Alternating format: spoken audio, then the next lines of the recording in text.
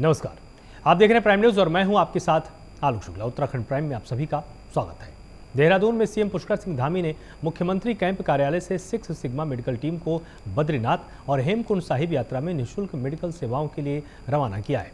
इस अवसर पर सीएम धामी ने कहा कि श्री केदारनाथ और श्री बद्रीनाथ धाम में स्वास्थ्य सेवाएं उपलब्ध कराने के लिए six sigma high altitude medical service की टीम बधाई की पात्र है। राज्य सरकार की ओर से धाम में दी जाने वाली सेवाओं के लिए चिकित्सा टीम को सभी सुविधाएं दी जाएंगी। इससे यात्रा पर आने वाले श्रद्धालुओं को किसी भी प्रकार की असुविधा का सामना नहीं करना पड़ेगा।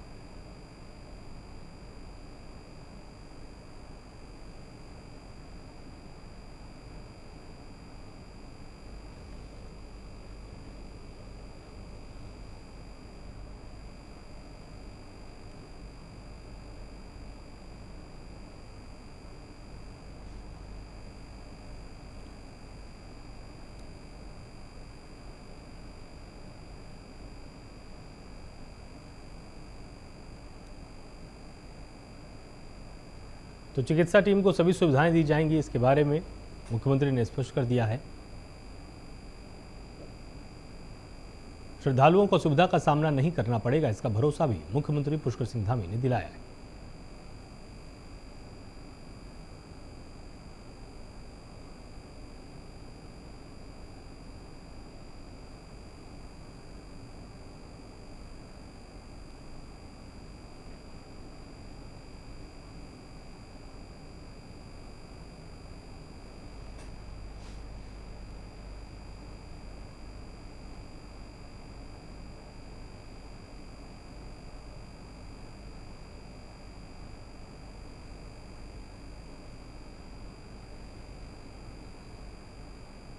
तो बद्रीनाथ और हेमकुंड के लिए टीम को रवाना किया गया है। ये मेडिकल टीम रहेगी जो कि तमाम श्रद्धालुओं पर पैनी नज़र बना के रखेगी। अगर कोई भी अस्वस्थ इस बीच में होगा तो उसको तुरंत मेडिकल सहायता उपलब्ध कराई जाएगी।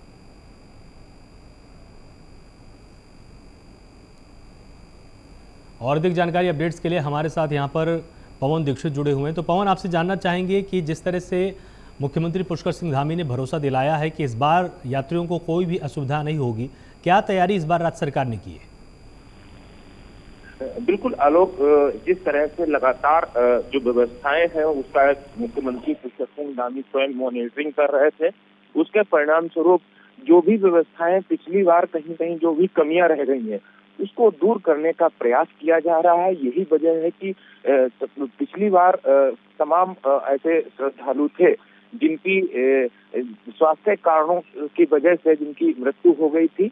अब इस बार स्वास्थ्य व्यवस्थाओं पर विशेष फोकस किया जा रहा है। यही वजह है कि आज स्वास्थ्य सचिव हैं डॉक्टर आर राजेश कुमार, वो स्वयं वो पूरे यात्रा रूट का परीक्षण कर रहे हैं। जो भी हेल्थ पोस्ट बनाई गई है उनका निरीक्षण किया जा रहा है।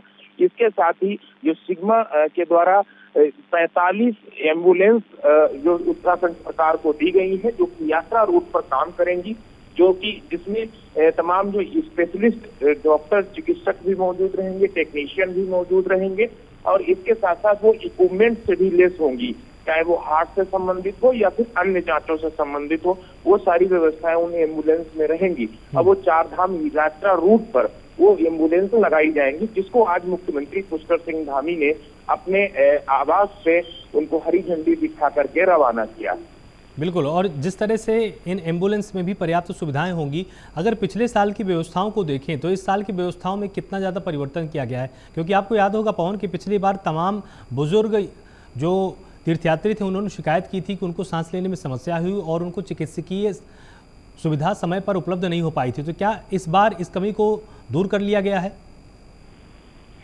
हालांकि दूर करने का आलोक प्रयास जरूर किया जा रहा है, लेकिन ऐसी स्थिति में कब किसकी हालत खराब हो जाए, क्योंकि जो भी श्रद्धालु इस पवित्र चार धाम की यात्रा पर आते हैं वो अपने श्रद्धा भाव से इस यात्रा के लिए आते हैं और ऐसी मौसम से आते हैं जहाँ पर गर्मी होती है और यहाँ पर उसका वातावरण बिल्कुल प्रतिकूल होता है, उसके विपरीत होता है। ऐसे में बॉडी को एडजस्ट करने में समय लगता है। यही वजह है कि कुछ बीमारियां होती हैं, कुछ लोग स्वस्थ होने के बावजूद भी ज्यादा ऊंचाई वाले क्षेत्र पे जैसे ही पहुंचते हैं तो वहां पर कहीं न कहीं ऑक्सीजन की कमी हो जाती है और कई बार जो चलते चलते थकान महसूस करते हैं, लेकिन अपने लक्ष्य को पूरा करने के लिए कुछ श्रद्धालु ऐसे हैं कि जब तक हम उस सीढ़ियों तक न पहुंच जाए तब तक नहीं रुकते हैं। तो यही वजह है कि तमाम बार आकस्मिक घटनाएं होती हैं जिस पर नियंत्रण रखना काफी मुश्किल है, लेकिन सरकार की ओर से, स्वास्थ्य विभाग की ओर से ये चेतावनी और ये निवेदन जरूर किया गया है सभी यात्रियों से कि कोई भी यात्री जब यात्रा करता है तो अपने पंजीकरण में अपनी बीमारी से संबंधित जिक्र जरूर करे और उस जो दवाई अगर खाता है तो उस दवाई का जिक्र किया जाए ताकि स्वास्थ्य विभाग के द्वारा उनकी समय समय पर मॉनिटरिंग हो सके, उनकी समय समय पर स्वास्थ्य जो परेशानियां हैं उनका परीक्षण किया जा सके और ये चेतावनी भी दी गई है और साथ साथ हेल्थ व्यवस्थाओं को भी दुरुस्त करने का प्रयास किया गया है। जो विशेषज्ञ चिकित्सक है ऐसे विशेषज्ञ चिकित्सकों की ड्यूटी भी लगाई गई है, तमाम जो मशीनें हैं उपकरण हैं वो लगाए गए हैं, टेक्नीशियन की नियुक्ति की गई है और स्वास्थ्य सचिव स्वयं वहां जाकर के भौतिक तौर पे फिजिकली उसका निरीक्षण कर रहे हैं। तो ये बड़ी बात है और पहले की अपेक्षा इस बार ज्यादा व्यवस्थाएं दुरुस्त करने का प्रयास किया जा रहा है। लेकिन आज ही दूसरे दिन ही यात्रा के दिन आज एक हृदय गति रुकने से यमुनोत्री मार्ग पे एक श्रद्धालु की मृत्यु भी हो गई है। तो ऐसे में वो पहले से काफी स्वस्थ था, लेकिन ऑक्सीजन की कमी और घबराहट के कारण उसकी मृत्यु हुई है। तो ऐसी घटनाएं तो खैर घटेंगी ही, लेकिन उस पर नियंत्रण कैसे पाया जाए उसकी ओर सरकार के द्वारा, विभाग के द्वारा लगातार प्रयास जरूर किया जा रहा है। बहुत बहुत शुक्रिया मेरे साथ यहाँ पर जुड़ने के लिए और ये विस्तार से जानकारी देने के लिए। बहुत बद्रीनाथ धाम और केदारनाथ धाम के कपाट खोलने को लेकर बीकेटीसी और प्रशासन की तैयारियां पूरी हो चुकी हैं।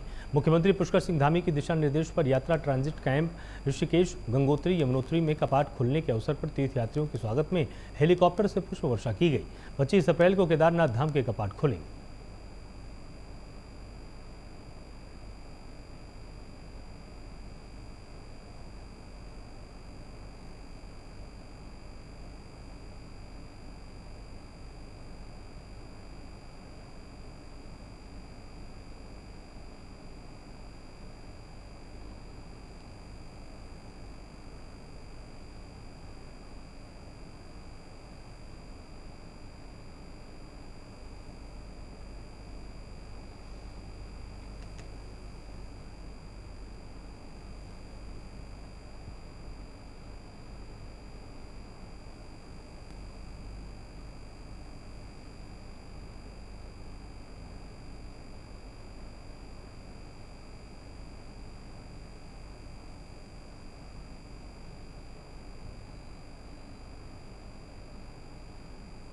तो गंगोत्री और यमुनोत्री के कपाट खुले हैं और केदारनाथ धाम के कपाट भी खुले हैं और बद्रीनाथ को लेकर भी तैयारियां पूरी हो चुकी हैं।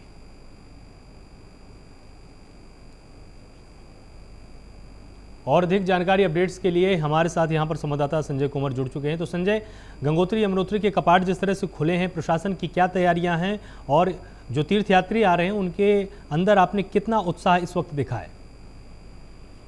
देखिए, गंगोत्री यमुनोत्री धाम के कपाट खुलने के बाद अब प्रशासन और सरकार का पूरा जो फोकस है केदारनाथ और बद्रीनाथ की कपाट खोलने की तैयारियों पर आ पड़ा है। और अगर बद्रीनाथ धाम की बात की जाए तो बिल्कुल जो पुनर्निर्माण कार्य यहाँ पे चल रहे हैं और कुछ पहले के जो बर्फबारी यहाँ पे हुई है उसके चलते थोड़ा सा यहाँ पे अभी प्रशासन को दिक्कतों का सामना करना पड़ा है। लेकिन मंदिर समिति जो बद्रीनाथ केदारनाथ मंदिर समिति है वो अपनी पूरी तैयारियां पूर्ण कर चुकी है और जो आसपास के जो जगहों से बर्फ हटाने का कार्य भी पूर्ण हो चुका है और बद्रीनाथ में केदारनाथ मंदिर समिति का दल वहाँ पे जो है पुख्ता तैयारियां करने पे जुटा हुआ है। स्वास्थ्य विभाग से लेकर के तमाम जिला स्तर के तमाम आला अधिकारी और जितने भी जो यहाँ पे चारधाम यात्रा को लेकर के जिला प्रमुखों की यहाँ पे जो भी दायित्व सौंपा गया है वो सभी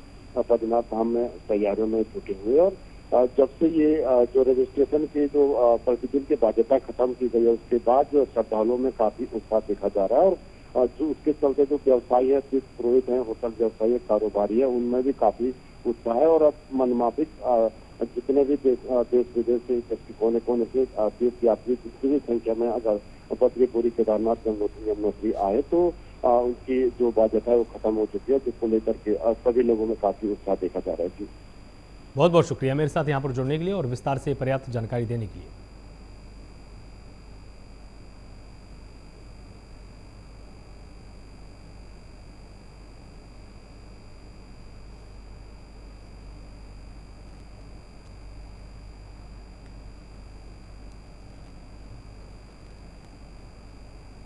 केदारनाथ यात्रा शुरू होने से पहले उत्तराखंड में बड़ा हादसा हो गया है। रुद्रप्रयाग में उत्तराखंड नागरिक उड्डयन विकास प्राधिकरण के वित्त नियंत्रक अमित सैनी के हेलीकॉप्टर के ब्लेड से कटकर दर्दनाक मौत हो गई।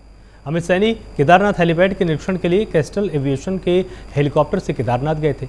हेलीपैड पर उतरते समय हेलीकॉप्टर की ब्लेड की चपेट में आने से अमित सैनी की मौत हो गई।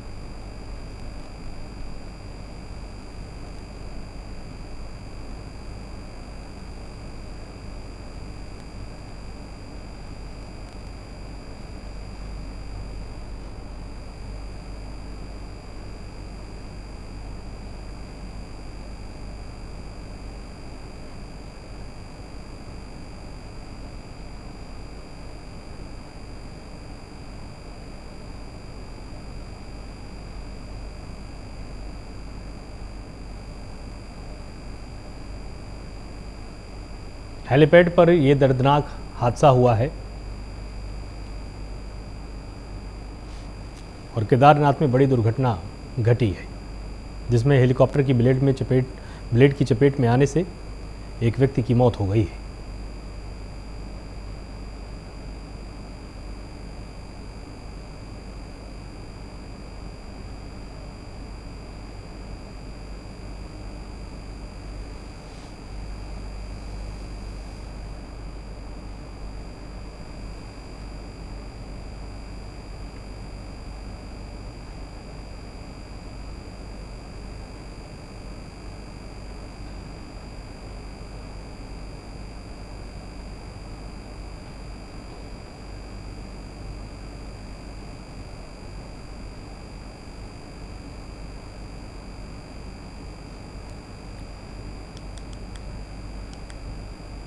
उत्तराखंड में चारधाम यात्रा शुरू हो गई और बीते दिनों विधि विधान के साथ गंगोत्री और यमुनोत्री धाम के कपाट खुल चुके हैं। 25 अप्रैल को केदारनाथ धाम के कपाट खुलेंगे। उत्तराखंड सरकार द्वारा चारधाम यात्रा को जाने वाले सभी यात्रियों को बेहतर सुविधाएं देकर यात्रा को सुगम बनाए जाने का प्रयास लगातार किया जा रहा है। सभी यात्रियों का रजिस्ट्रेशन भी करवाया जा रहा है। चारधाम यात्रा को लेकर जहाँ सभी संबंधित विभाग अपने स्तर से श्रद्धालुओं को सुविधा उपलब्ध कर रहे हैं, वहीं परिवहन विभाग द्वारा भी चारधाम यात्रा रूट पर हाईटेक चेकपोस्ट का निर्माण कराया जा रहा है। इसमें श्रद्धालुओं के साथ चालक परिचालक के आराम की सुविधा उपलब्ध है और शौचालय के भी विशेष प्रबंध किए गए। इससे पहले हमारी चेक पोस्टें 3 में हुआ करती थी, और वो माननीय मंत्री जी द्वारा और हमारे ट्रांसपोर्ट कमिश्नर एंड सेक्रेटरी द्वारा ये कहा गया कि आप लोग अच्छी चेक पोस्टें बनाएं, तो उसी के क्रम में उनके आदेश के अनुपालन में हमने हाईटेक चेक पोस्ट बनाई है, जिसमें ना सिर्फ सारा काम अब ऑनलाइन कंप्यूटर के माध्यम से किया जाएगा, साथ में इस चेक पोस्ट के अंदर ऐसी व्यवस्था करी गई है कि कोई यात्री थोड़ी देर बैठकर आराम करना चाहे या कोई बुजुर्ग व्यक्ति है वो बैठना चाहे या उनको कोई प्रसाधन का उपयोग करना चाहे, वो सारे हमारे चेक पोस्ट पर उपलब्ध है। हमारा उद्देश्य है कि जो भी यात्री हमारे उत्तराखंड में आ रहा है उसको किसी भी तरह की कोई समस्या आती है या कोई जानकारी चाहिए, हमारे चेक पोस्ट पर आए, उनका पूरा सहयोग किया जाएगा। साथ में उन्हें बिना किसी देरी करे हुए उनकी यात्रा को आगे कंटिन्यू करा जाएगा। ये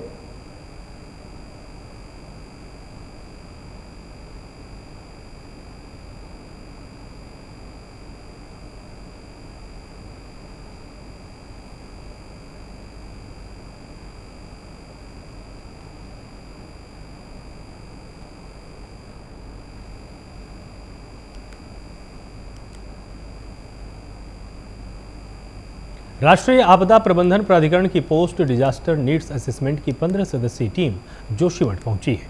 भूदशाओं प्रभावित क्षेत्र में आपदा के बाद जरूरतों के आकलन को लेकर टीम जोशीमठ पहुंची है और पीडीएनए की टीम जिला प्रशासन के साथ मिलकर 22 से 26 अप्रैल तक जोशीमठ में मौजूदा स्थिति का सर्वेक्षण करेगी और प्रभावित क्षेत्रों में पुनर्वास, स्थानीय अवसंरचना, नागरिक सुविधाओं, पेयजल, सफाई, पर्यटन और आपदा जोखिम न्यूनीकरण को लेकर रिकवरी कंस्ट्रक्शन का प्लान करने में तकनीकी सहयोग प्रदान करेगी। पीडीएनए की टीम ने जिला प्रशासन के वरिष्ठ अधिकारियों के साथ बैठक की और आपदा राहत कार्यों के बारे में विस्तार से चर्चा की है।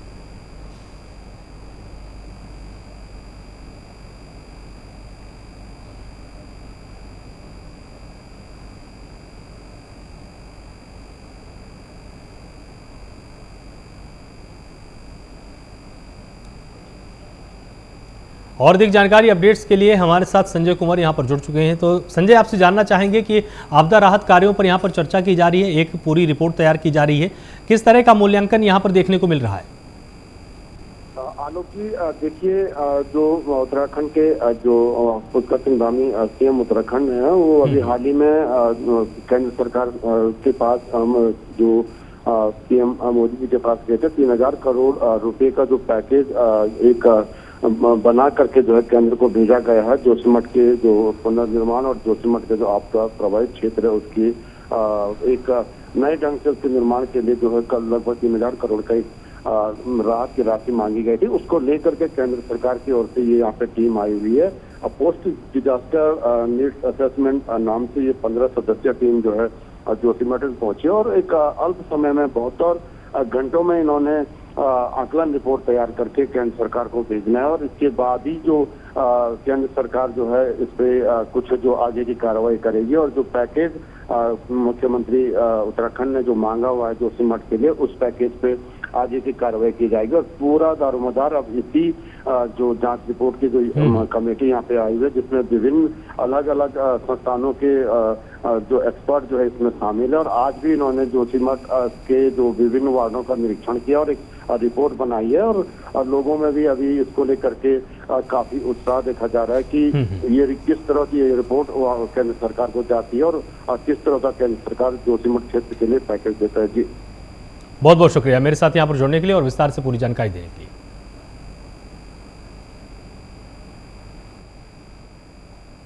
पंद्रहवें वित्त आयोग का बजट खर्च न कर पाने वाली पंचायतों को विभागीय मंत्री सतपाल महाराज ने कड़ी फटकार लगा दी है। उन्होंने ऐसे अधिकारियों और प्रतिनिधियों को कार्रवाई की चेतावनी दी है।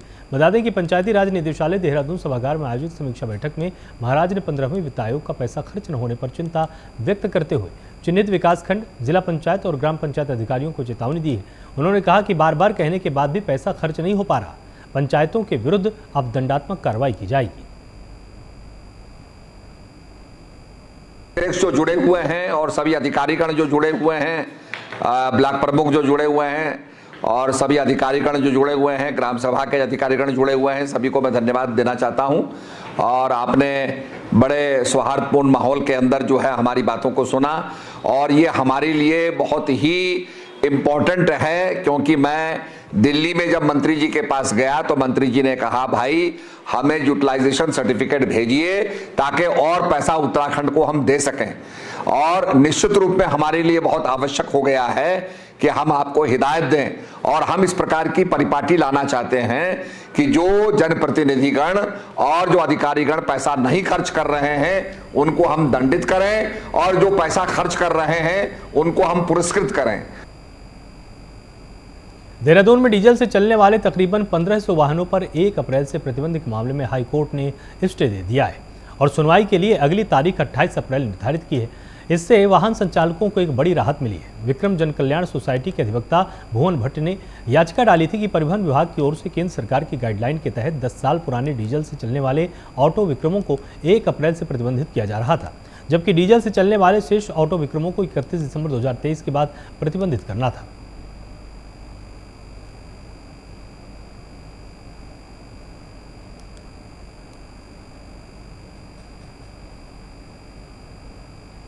डोईवाला में उप जिलाधिकारी की अध्यक्षता में लोक सुनवाई का आयोजन किया गया, जिसमें ग्रामीणों के साथ तमाम अधिकारियों ने संवाद किया और ग्रामीणों की समस्याएं जानी। उप जिलाधिकारी शैलेंद्र सिंह नेगी ने बताया कि भूमि अधिग्रहण प्रस्ताव के अनुसार कुल 1.97 हेक्टेयर भूमि का अधिग्रहण किया जा रहा है। इसमें 6 वाणिज्य, 8 गैर वाणिज्यिक भवन के साथ 222 गैर फलदार, 4 बांस, 115 फलदार वृक्षों का अधिग्रहण किया जा रहा है।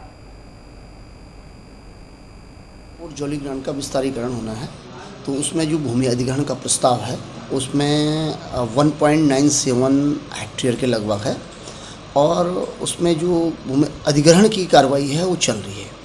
तो उसमें जो एजेंसी है जो SIA कर रही है, सोशल इम्पैक्ट असेसमेंट कर रही है, वो श्री गुरु राम राय विश्वविद्यालय कर रहे हैं, उनको एजेंसी बनाया गया है। तो उन्होंने सेक्शन 4 की कार्रवाई कर ली। तो उसके बाद सेक्शन 5 में इसमें लोक सुनवाई होती है। लोक सुनवाई में अध्यक्षता जो है SDM की होती है, और हमारे और भी मेंबर होते हैं, तहसीलदार हैं हमारे, और वही यूनिवर्सिटी के सदस्य हैं, नगर पालिका की EO हैं, उसमें हमारा पटवारी जी हैं, और यूकाडा। पौड़ी में पेयजल निगम के नए अधीक्षण अभियंता मोहम्मद मिसम और मुख्य अभियंता गढ़वाल मंडल संजय सिंह ने अपना पदभार ग्रहण कर लिया है।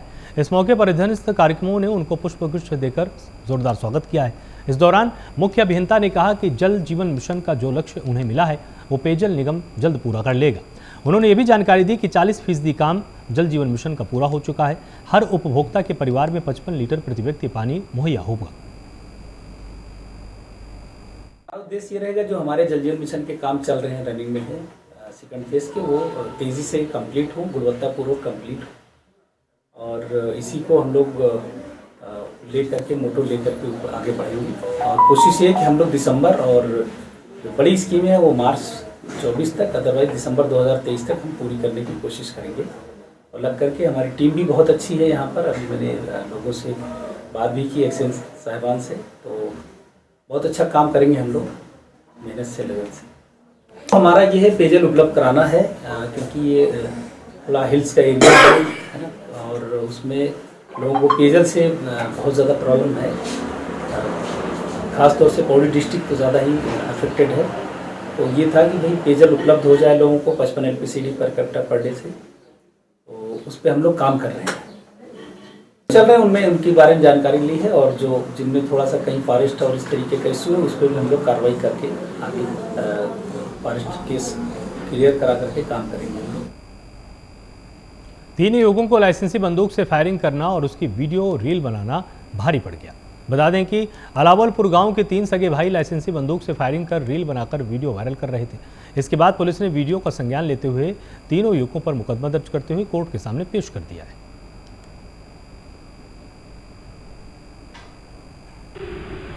देखिए, कल सूचना मिली थी कि थाना पथरी क्षेत्र के अलावलपुर गांव में फायरिंग की सूचना थी, जिस पे जो है तत्काल पुलिस बल मौके पे गया था, और पता चला कि कोई लाइसेंसी असले से अपनी हर्ष फायरिंग कर रहा था और रील भी बना रहा था। तो मौके से 3 लोगों को थाने लाया गया और उनके खिलाफ मुकदमा दर्ज कर आज माननीय न्यायालय में पेश किया गया। देहरादून में विक्रम संचालक खुलेआम परमिट की शर्तों का उल्लंघन कर रहे हैं। इतना ही नहीं, विभिन्न चौक चौराहों पर विक्रम संचालक फुटकर सवारियां भी बिठाते हैं। इससे अन्य लोगों को खासा परेशानी होती है। इससे कई स्थानों पर यातायात बाधित होता है। शहर की यातायात व्यवस्था को सुधारने के लिए परिवहन विभाग और यातायात पुलिस ने बड़ा कदम उठाया है। विक्रमों के फुटकर सवारी बिठाने पर पूर्ण प्रतिबंध लगा दिया गया है। साथ ही जिन लोगों ने यातायात का पालन नहीं किया उन पर ट्रैफिक पुलिस ने कड़ी कार्रवाई भी की है।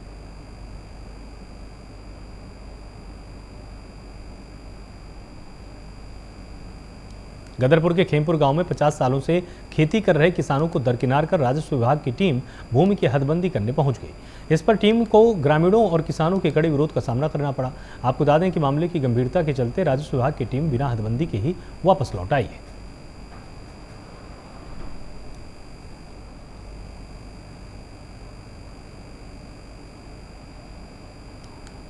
मसूरी में पर्यटन सीजन में लग रहे जाम को लेकर प्रशासन कार्य योजना बना रहा है, लेकिन मुख्य चौराहों पर बॉटल नेक होने के कारण जाम के झाम से निजात नहीं मिल रही। इसको लेकर ट्रैफिक को डाइवर्ट किया गया है। वहीं मसूरी देहरादून मार्ग पेट्रोल पंप के पास बनी पार्किंग को संचालित किया जाना भी प्रशासन के लिए चुनौती बना हुआ है।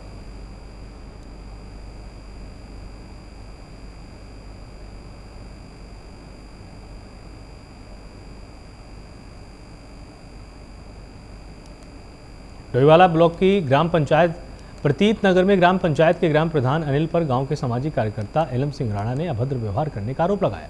कोर्ट के माध्यम से रायवाला थाने में मुकदमा दर्ज किया गया है। बता दें कि 23 नवंबर 2022 को मोबाइल चोरी की घटना हुई थी, लेकिन प्रधान ने प्रतिष्ठा का सवाल बनाया तो मामला बढ़ गया।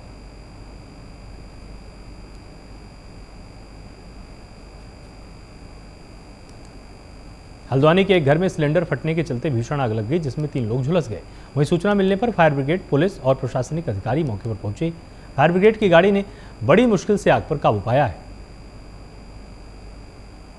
देख रहे हैं यहाँ पे 2 पेशेंट आए हैं और आग सिलेंडर में लीकेज की वजह से आग लगी थी, जिसमें 3 लोग झुलस गए हैं। 1 लोग ज़्यादा झुलसे हैं और उनकी स्थिति गंभीर बनी हुई है। इलाज तुरंत प्रॉपर यहाँ पर स्टार्ट हो चुका है। 1 लोग कृष्णा में है, 2 लोग पिछला तिवारी में एडमिट है और उनका इलाज शुरू। उत्तराखंड प्राइम में फिलहाल इतना ही। आप लगातार जुड़े रहिए प्राइम न्यूज़ के साथ। नमस्कार।